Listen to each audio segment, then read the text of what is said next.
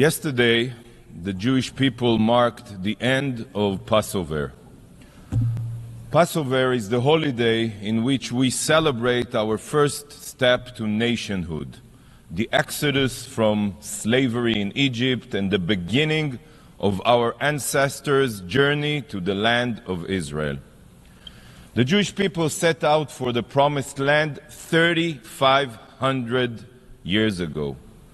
On Passover, Jewish people around the globe gathered together at the Seder, our special holiday meal, to tell the story of our liberation.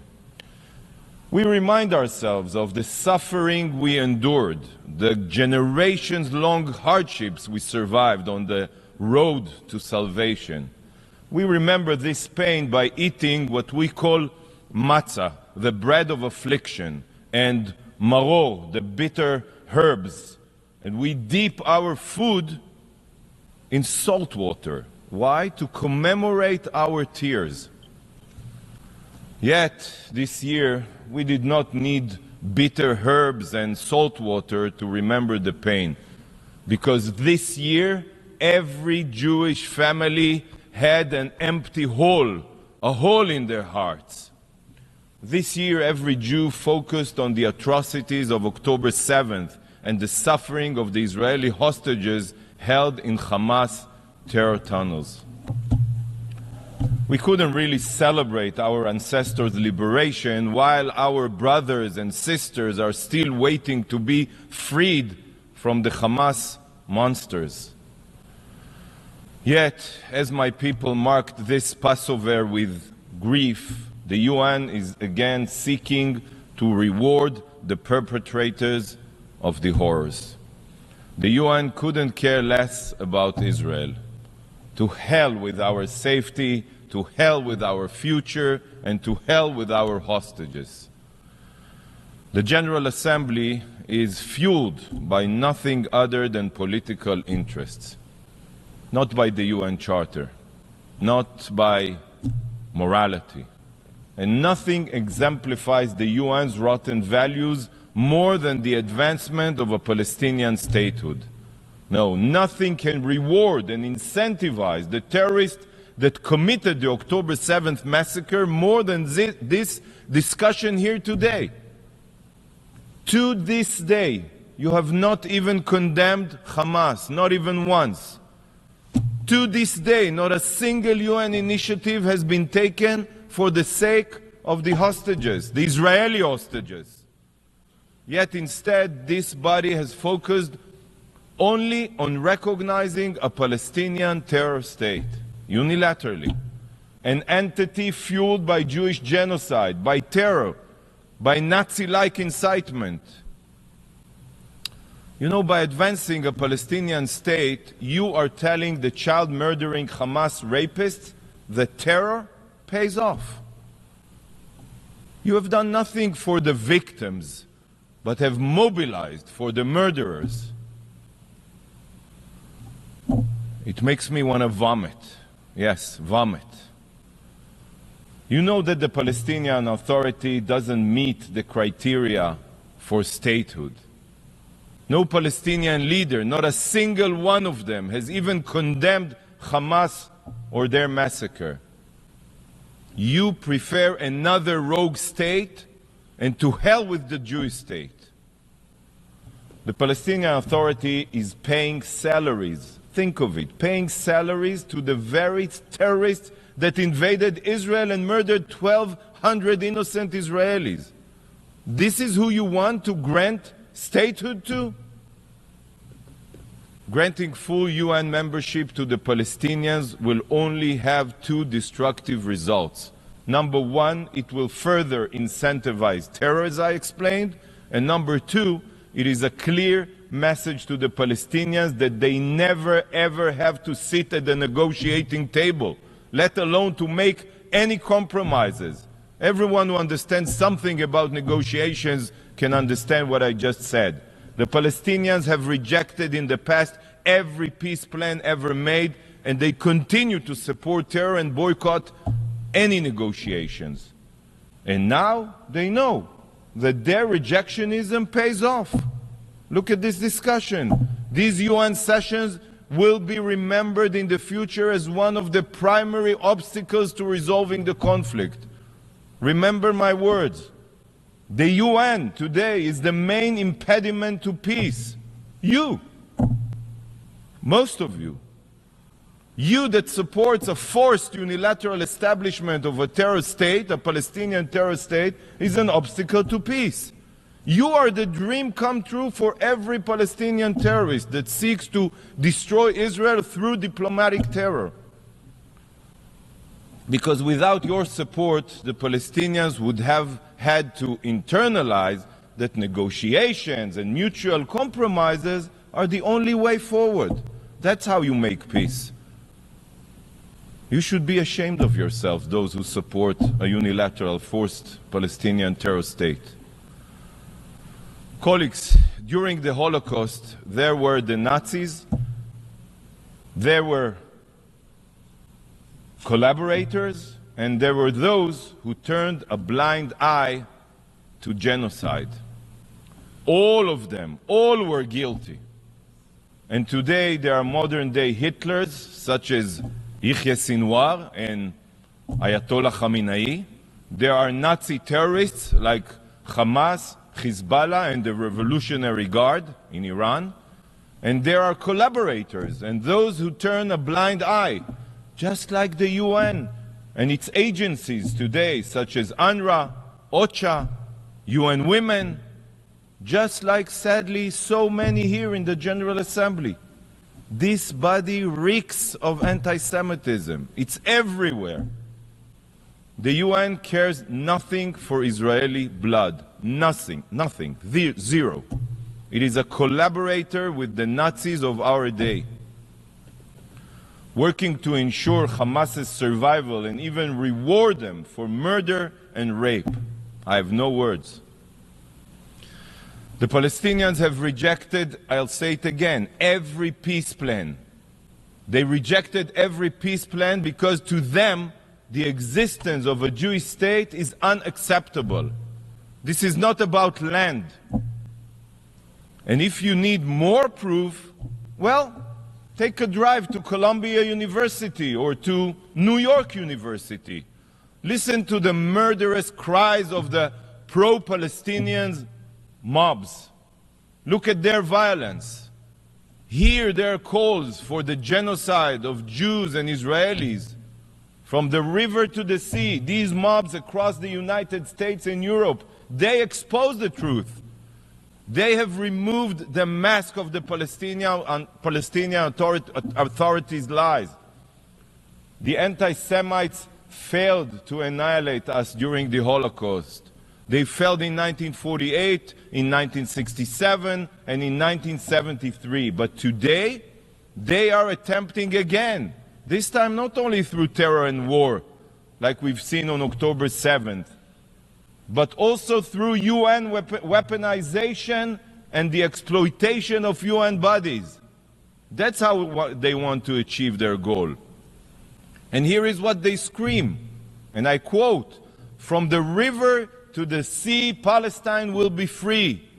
So for those of you that automatically vote against Israel with no understanding, I'll explain. They want a Palestine that stretches from the Jordan River, Israel's eastern border, to the Mediterranean Sea, Israel's western border. A free Palestine means that Israel doesn't exist. That's what they mean. And they have another chant. We don't want no two-state, we just want 48.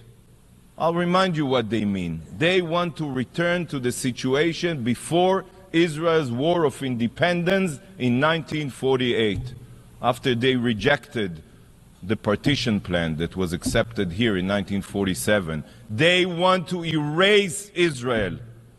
The chants of the pro-Palestinian rioters on campuses are calls for Israel's destruction.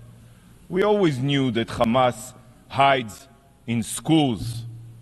We just didn't realize that it's not only schools in Gaza, it's also Harvard, Columbia, and many elite universities.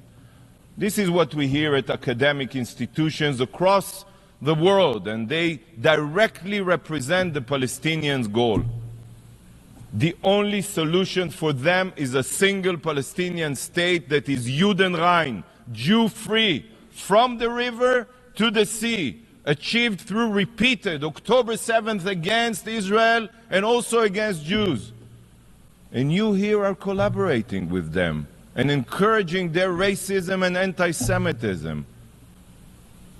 Just as Germany was the world capital of science and culture, yet it was there that Nazism was born and spread. History is now repeating itself. Elite universities, supposed bastions of liberalism and academia, have now become the breeding grounds for the most heinous racism and bigotry.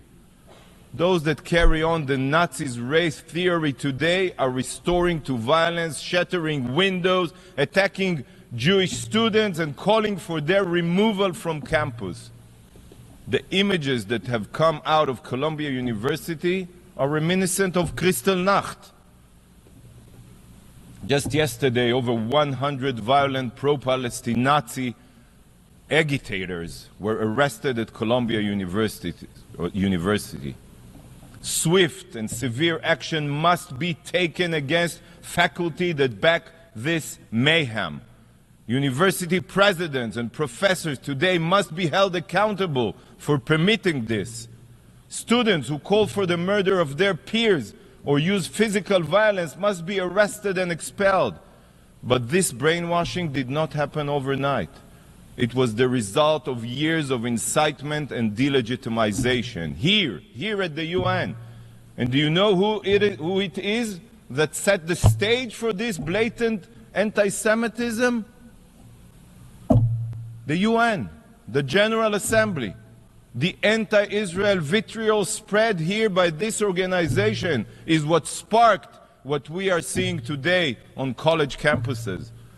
By falsely condemning Israel and marking the Jewish state as the foundation of all evil, you are emboldening anti-Semites and terrorists alike. It is because of you that these mobs think that attacking Jews is acceptable, that calling for the deaths of Israelis is tolerable. Universities are permitting this Nazi-like behavior because for decades, the UN's anti-Israel stance has been justified by this very body, the General Assembly. Look at the damage you have caused. Look at the generations you have indoctrinated. This is the final moment for the UN, I'm telling you, to show that it remembers the reason it was established in the wake of the Holocaust, to prevent atrocities against Jews. Wake up! I call on the Secretary General and on leaders around the globe to stop hiding behind empty words. There is no freedom to incite murder and violence, and there is no liberty to attack Jewish students. Whoever does not stand against the abhorrent anti-Semitism is a collaborator. But just as it says in the Bible regarding the Egyptians' treatment of the Israelites, וכאשר יענו אותו כן ירבה וכן יפרוץ. But the more they were oppressed, the Israelites, the more they increased and spread. Remember these words from the Bible.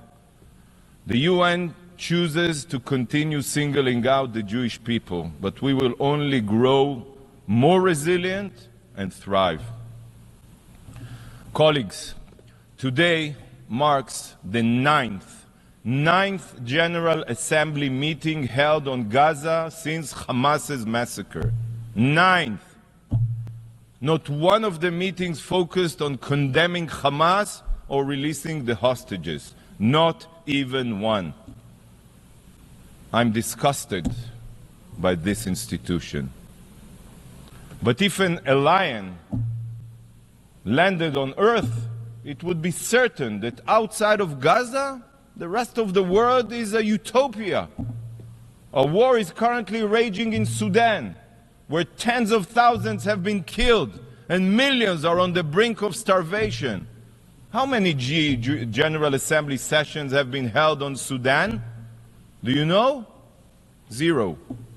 What about the war in Myanmar? 50,000 have been killed and the war rages into its 4th year. How many times has the General Assembly met and how many resolutions been passed? How about Yemen, where the Houthis dragged the country to disaster? Hundreds of thousands are dead and tens of millions are literally starving.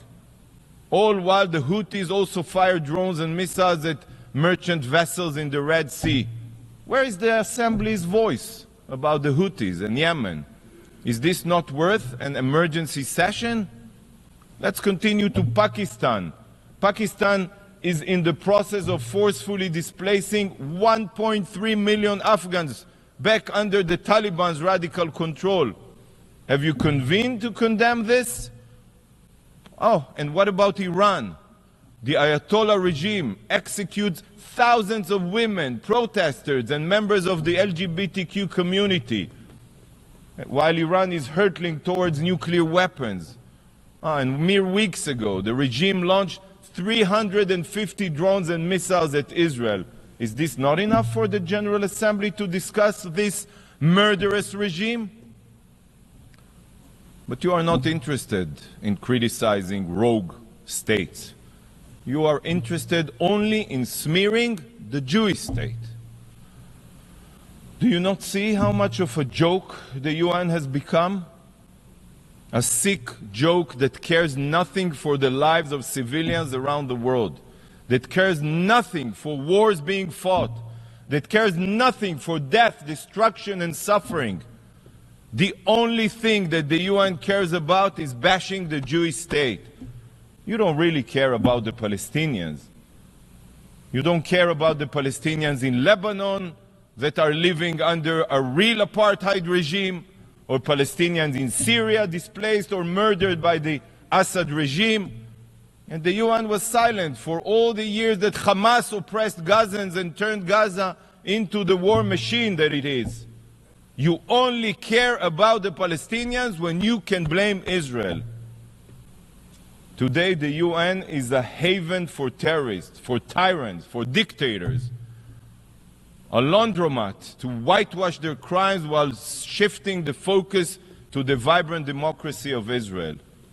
And the root of all the UN's evil is this very room, the General Assembly, with its political makeup. This is the body where human rights abusers have the same voice as law-abiding democracies. And it is in this hall, through distorted politics, that everybody enrolled in the UN system is decided. This is the beating heart of the UN's impotence. It is multilateralism's original sin. Here, the General Assembly, it's only politics and interests that are behind who sits on the Security Council. You chose to have Iran chair a human rights forum. You elect judges from Lebanon and Somalia to the International Court of Justice. You put human rights abusers like Cuba on the Human Rights Council. This is what the UN is. And you all continue playing this charade as if this institution still holds any value whatsoever. This organization burns over $70 billion a year. And what conflicts have the UN resolved? Which human rights violations has it ended? Almost zero. The UN is only escalating wars and human rights violations. You can continue this game of make-believe, but the UN's clock is ticking. I'm telling you, it's ticking, because soon the world will wake up and see the disaster that the UN has become. In the future, remember my words, students will study the fall of the UN. They will learn of this organization's moral bankruptcy and blindness. They will be taught that your indifference and hypocrisy is what brought the UN crashing down.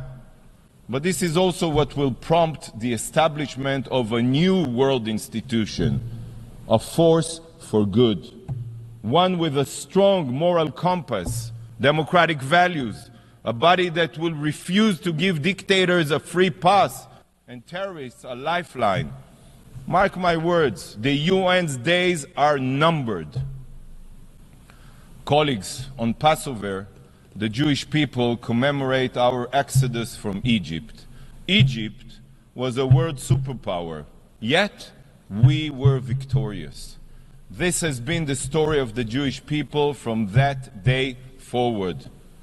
We all recite this every Passover. והיא שעמדה לאבותינו ולנו, שלא אחד בלבד עמד עלינו לכלותנו, אלא שבכל דור ודור עומדים עלינו לכלותנו, והקדוש ברוך הוא מצילנו מידם. And God's promise